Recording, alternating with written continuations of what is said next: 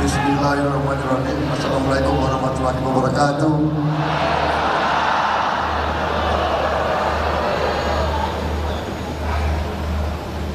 Saudara-saudara sekalian, bapak-bapak, ibu-ibu yang saya hormati dan saya banggakan,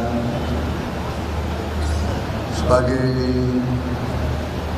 insan yang bertakwa, sebagai bangsa pejuang, marilah kita tidak henti-hentinya memanjatkan puji syukur kehadirat Allah Subhanahu wa Ta'ala.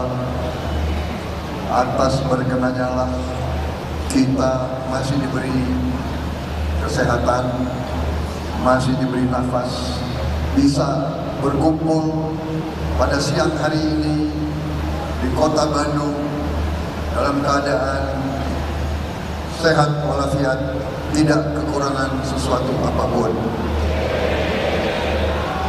Selanjutnya juga salawat dan salam kita haturkan kehadirat junjungan kita baginda Nabi besar Muhammad Rasulullah SAW yang telah memberi kepada kita agama dan peradaban hingga akhir zaman. Saya pada kesempatan ini ucapan terima kasih atas kehormatan yang diberikan kepada saya diundang di rapat kerja daerah Abdesi Jawa Barat pada hari ini. Ini adalah kehormatan bagi saya karena hubungan saya dengan FDC sudah cukup lama. Dari dulu saya cukup lama, dari sejak tahun 2004 saya menjadi ketua HKTI, Himpunan Kerukunan Tani Indonesia. Kemudian juga saya pembina KTNA, Kelompok Tani dan Nelayan Andalan. Dalam kapasitas sebagai HKTI dan KTNA, saya banyak berhubungan dengan Abdesi. Kita bersama-sama berjuang sehingga kita waktu itu berhasil memperjuangkan dana desa 1 miliar satu desa. Itu pertama kali kita implementasi.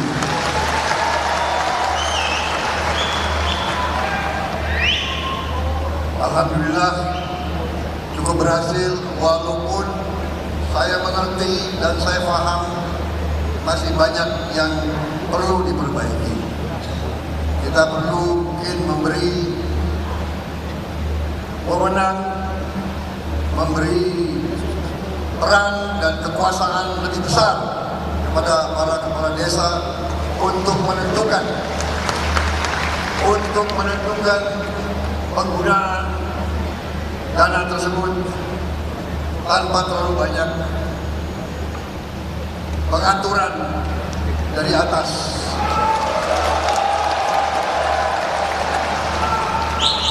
Menurut pendapat saya, kepala desa adalah yang paling dekat dengan rakyat. Kepala desa dipilih langsung oleh rakyat. Kepala desa tinggal di tengah-tengah rakyat di desanya. Karena itu kepala desa yang paling mengerti kesulitan rakyatnya sendiri. Dan memang benar, kalau kita mau membangun negara yang besar, negara yang kuat, negara yang makmur, kita harus mulai dari bawah. Kita harus mulai dari kesatuan rakyat yang paling bawah adalah desa. Untuk itu, terima kasih saya diundang di tengah-tengah para kepala desa Jawa Barat, karena memang saya sekarang sudah jadi warga Jawa Barat. Saya tinggal di Bogor, di Bojongkoneng, dan karena itu sudah sejak berapa tahun saya menjadi warga Jawa Barat, dan saya selalu merasa aman, nyaman, dan merasa di tengah-tengah keluarga sendiri kalau saya berada di Jawa Barat. Tapi sekarang pada kesempatan ini saya diundang sebagai Menteri Pertahanan. Jadi saya harus bicara tentang pertahanan. Tapi saudara-saudara, pertahanan negara yang paling kuat, pertahanan negara yang paling dasar dan azasi adalah kekuatan rakyatnya sendiri.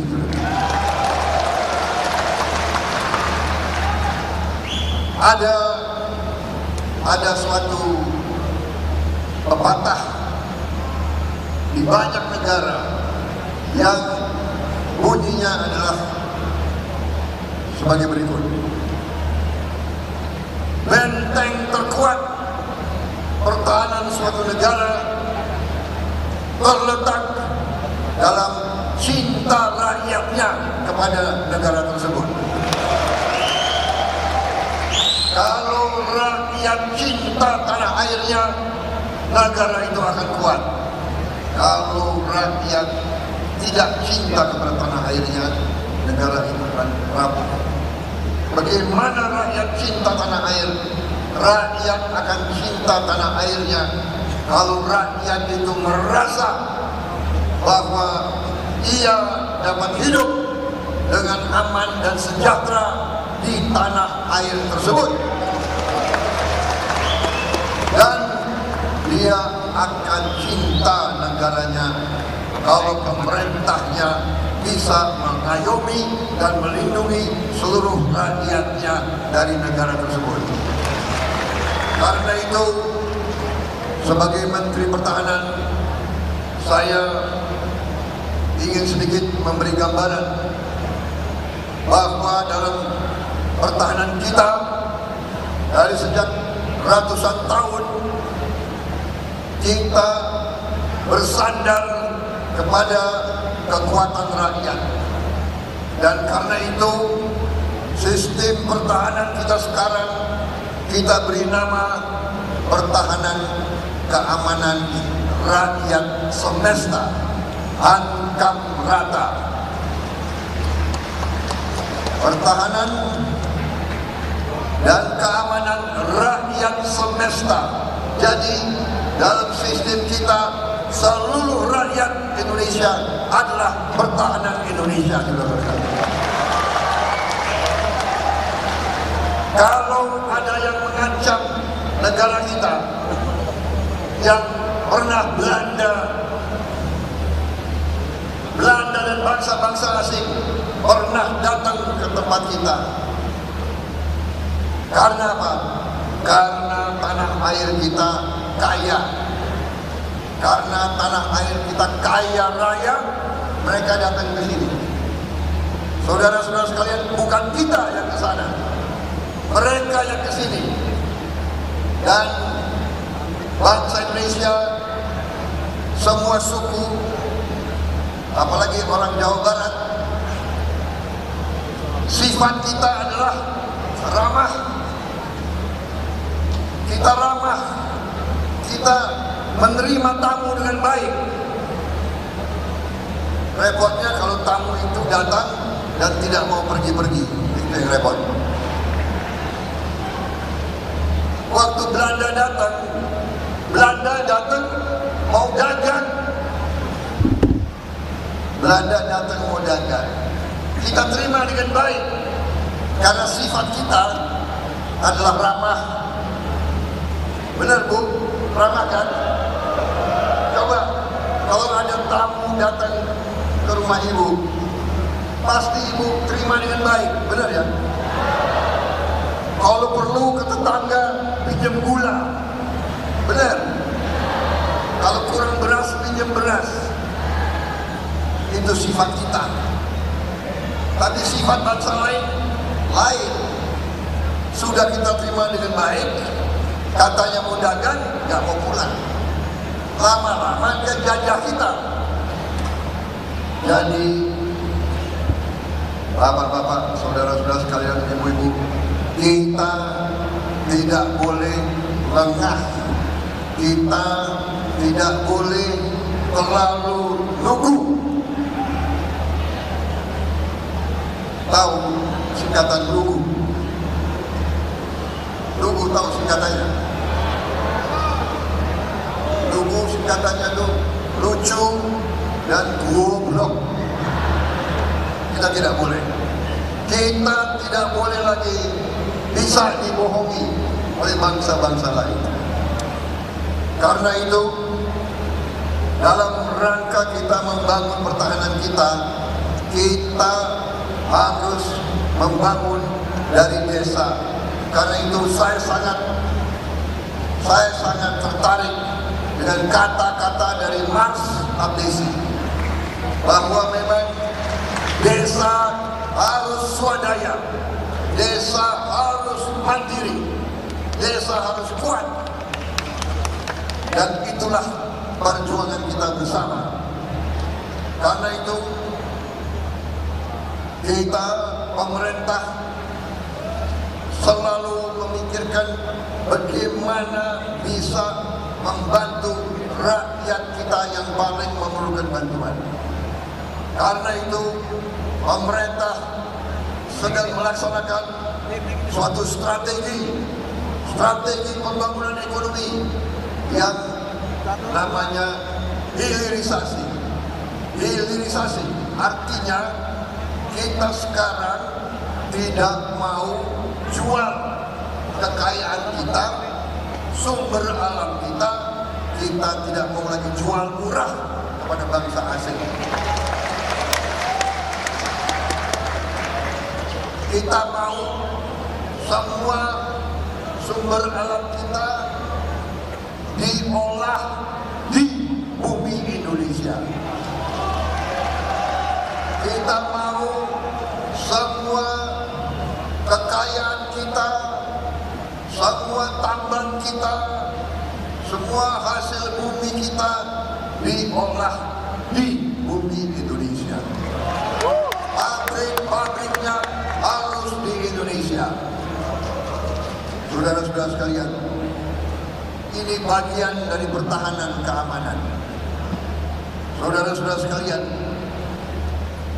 kita adalah bangsa keempat terbesar di dunia dari jumlah penduduk. Keempat terbesar di dunia. Dari segi kekayaan alam, kita, banyak ahli mengatakan kita adalah ke-8 terkaya di dunia dari segi sumber alam. Sekarang kita adalah negara ke-16 ekonomi terbesar di dunia. Ke-16 berarti kita adalah masuk anggota G20. Kita nomor 16 dari 180 negara, hampir 200 negara. Kita nomor 16. Dan semua pakar, semua ahli di dunia mengatakan Indonesia sebentar lagi akan menjadi negara ke-10 di dunia. Dan pada tahun 45 kita bisa menjadi negara keempat terkaya di dunia.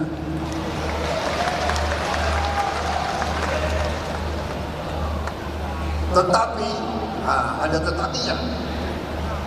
Tetapi tergantung dua hal. Satu, bisa nggak kita menjaga kekayaan ini? Bisakah kita mengelola kekayaan ini? Itu yang pertama.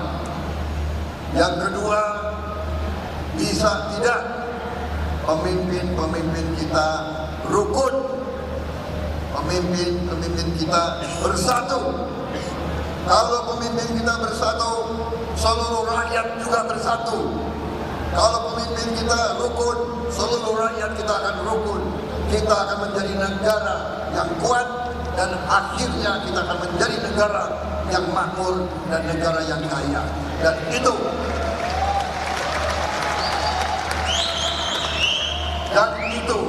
cita-cita kita. Kita punya semua komoditas, semua bahan untuk menjadi negara kaya. Punya semua. Saya harus cerita kali ini bagian dari pertahanan. Pertahanan itu kekuatan negara. Kekuatan suatu negara terdiri dari beberapa hal. Pertama, terdiri dari biografi.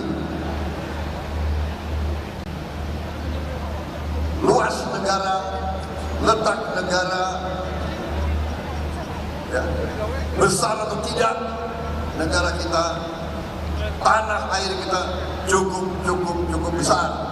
Wilayah kita, tanah air kita sama dengan Eropa.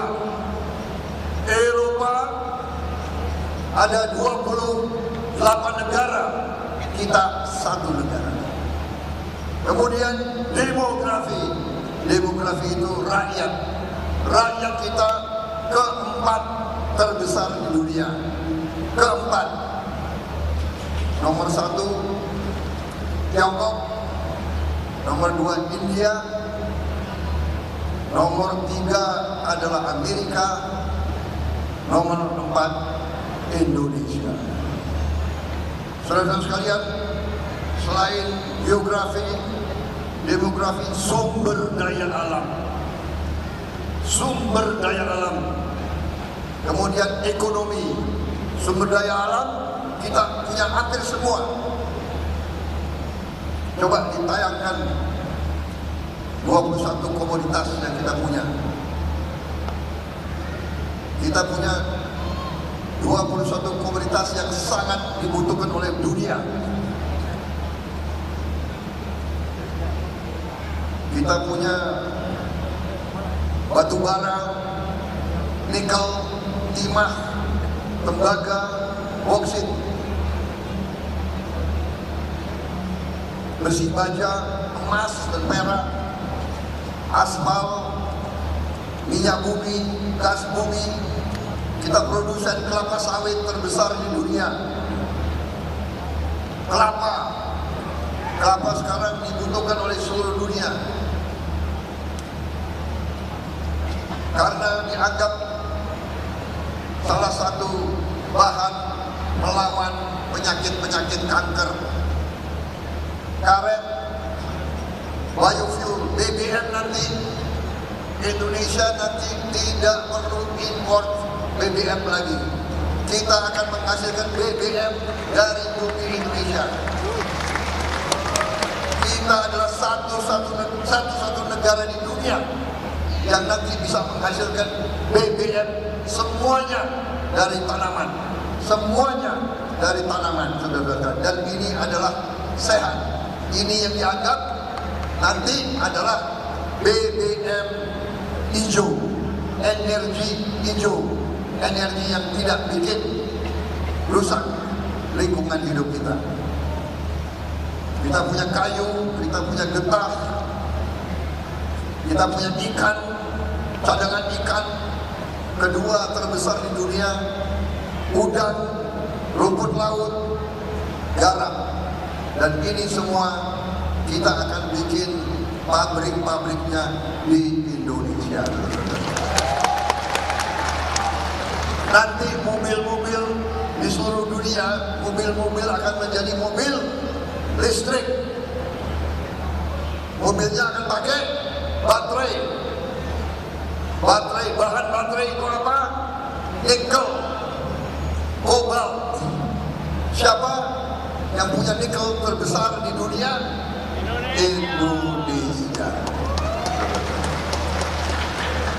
Jadi sebentar lagi masa depan anak-anak kita dan cucu-cucu kita akan sangat gemilang, akan sangat cerah. Kita nanti akan bikin mobil, bukan beli mobil dari luar. Saudara-saudara, saya sebagai Menteri Pertahanan sudah merintis, kita sudah produksi Jeep buatan Indonesia sendiri. Jeep buatan Indonesia yang kita buat di Jawa Barat, dibuat oleh Pindad. Namanya adalah Mau. Itu nama yang diberi oleh Bapak Presiden Jokowi sendiri. Mau karena dibuat di Jawa Barat, namanya adalah nama Jawa Barat. Nama Sunda Mau. Mau artinya harimau. Sebagai lambang dari Jawa Barat, Siliwangi. Saudara-saudara sekalian, ini contoh. Kita sudah mulai membuat Jeep Indonesia. Insya Allah awal tahun depan produksinya akan massal. Dan selanjutnya kita akan buat mobil-mobil, bus-bus, truk-truk, motor-motor buatan Indonesia sendiri. Dan kita dari Kementerian Pertahanan, kita juga sudah buat motor listrik buatan anak-anak Indonesia. Kita sudah produksi dan sebentar lagi kita akan distribusi motor-motor listrik buatan PT LEN dan PT Pina. Ini adalah motor listrik industri pertahanan kita.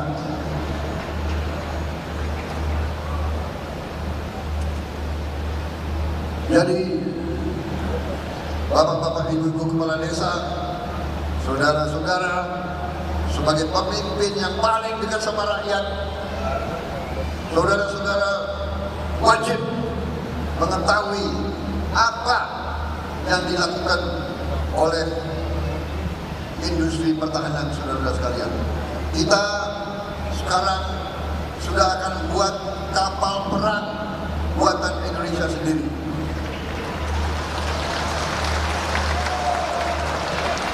Tahun ini ini akan diluncurkan. Ini sudah mulai dibangun di Surabaya. Fregat ini kita beri nama proyek Fregat Merah Putih. Fregat pertama yang dibangun di Indonesia, dan tahun depan akan diluncurkan fregat buatan Indonesia ini. Kita juga sudah bikin kapal-kapal besar, kapal rumah sakit, kapal helikopter sudah kita bangun dan sudah dibeli oleh negara-negara lain. Filipina sudah beli, Uni Emirat Arab sudah juga beli. Jadi ini bapak-bapak kepala desa, ini dalam rangka kita membangun pertahanan kita. Desa sebagai sumber pangan adalah sangat vital. Kita boleh punya alat yang paling hebat, kalau tidak ada beras, kita nggak bisa bikin apa-apa. Tentara kalau mau perang harus ada beras dulu, harus ada makan dulu, benar? Kalau tidak beras ya jagung, kalau tidak jagung, singkong, pohon. Harus sagu. Tapi kita, alhamdulillah, kita sumber pangan kita sangat besar, dan sebentar lagi kita akan kembali swasembada pangan di bawah pimpinan Menteri Pertanian kita yang baru, Pak Amran Sulaiman dengan timnya. Insya Allah dalam waktu dekat kita kembali menjadi swasembada pangan, tapi tidak hanya swasembada pangan, kita akan menjadi lumbung pangan dunia, saudara sekalian. Kita akan menjadi lumbung pangan dunia. Nanti Pak Dirjen akan kasih ceramah. Saya kira nanti Pak Dirjen akan kasih ceramah ya tentang pertanian. Jangan saya nanti ya.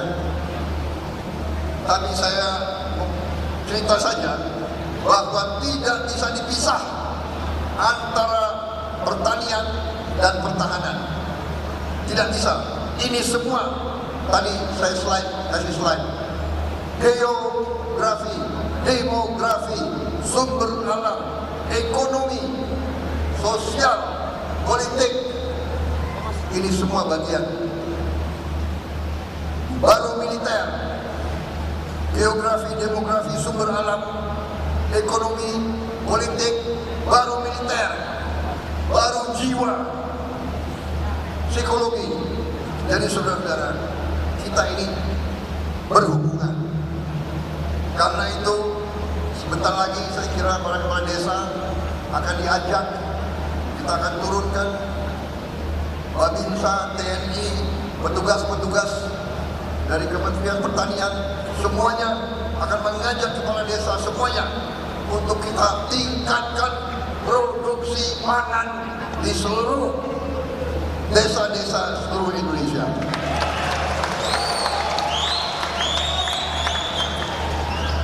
Panitia bisa dikasih waktu berapa lama?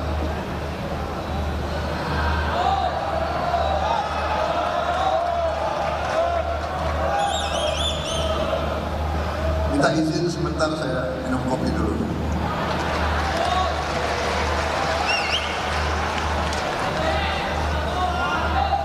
Berapa?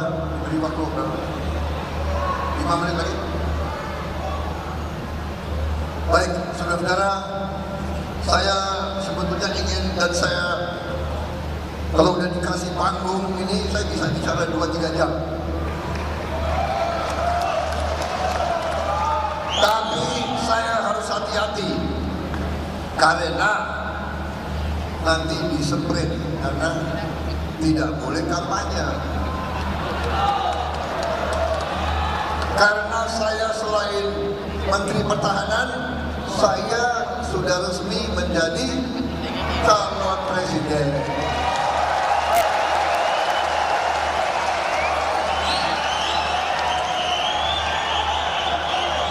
Tapi saya tidak boleh bicara visi dan misi. Saya tidak boleh bicara. Tetapi sebagai mantan panglima, mantan jenderal, saya bisa merasakan getaran hati saudara sekalian.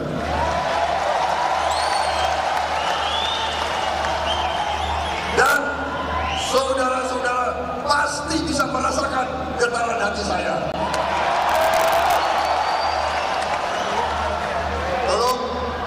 Tolong kalau ada wartawan, ada Bawaslu ya. Saya tegas di sini. Saya tidak minta dukungan dari saudara-saudara di sini. Ya. Tolong dicatat.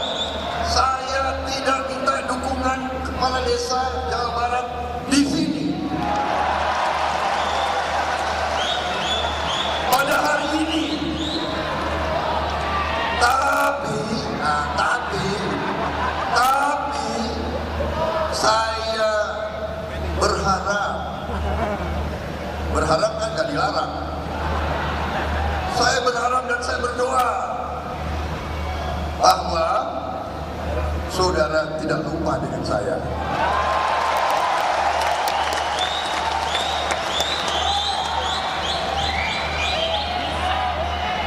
Pak Ridwan, gak salah kan? Gak salah. Ya. Dari wajah ibu-ibu, dari suara saya sudah merasakan. Benar-benar saya merasakan. Terima kasih. Terima kasih.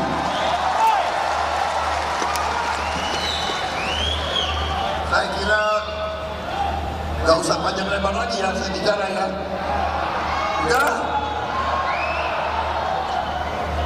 Jadi zaman sekarang pemimpin itu jangan terlalu banyak bicara lah.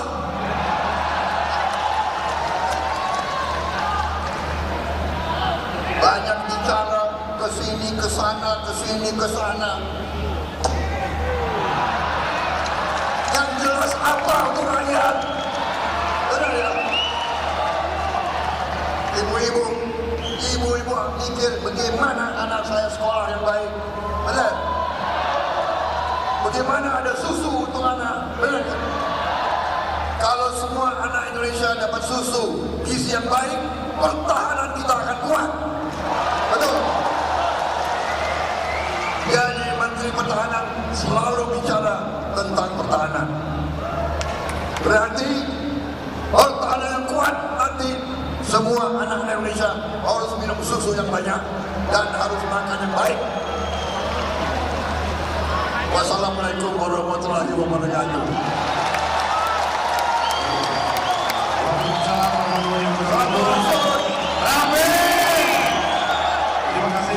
Terima kasih Jawa Barat, terima kasih rakyat Jawa Barat, terima kasih. Hati saya terima kasih. Mari kita membangun negara yang hebat. Mari kita bangun. Jawa Barat adalah pertahanan Indonesia. Kalau Belanda menyerang, kita usir. Kalau ada lagi yang menyerang, kita usir. Seluruh rakyat akan usir semuanya. Terima kasih. Merdeka! Merdeka! Merdeka! Merdeka! Allahu Akbar! Allahu Akbar! Allahu Akbar! Terima kasih. Ya, terima kasih. Saudara-saudara, saya tadi minta maaf. Saya tidak sebut satu-satu ya. Hadirin, aduh ini apa? Padahal udah dikasih nih daftarnya. Saya mohon tidak tersinggung ya.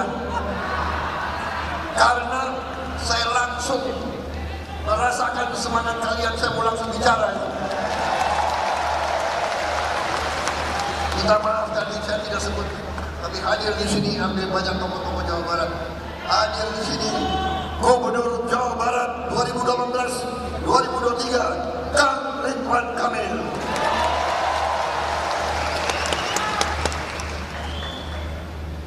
Sebetulnya Kang Ridwan Kamil ini bukan saja tokoh Jawa Barat, tokoh nasional. Pasti akan muncul di tingkat nasional, saudara sekalian.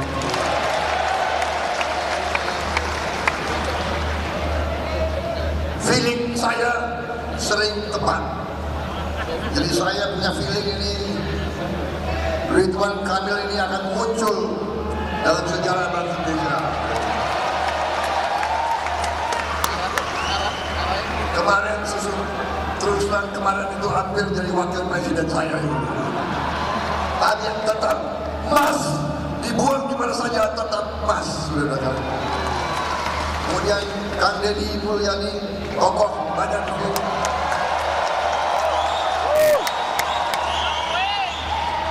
Terima kasih Ketua Adesi Jawa Barat, Kang Dede Trumah. Terima kasih luar biasa. Semuanya terima kasih, Profesor Nanat semuanya. Kemudian Pak Taufik Ketua DPRD Jawa Barat. Saya tinggalkan buku-buku saya untuk dibaca, dipelajari. Dan sampai kita jumpa kembali di tempat yang lebih baik lagi, saudara sekalian.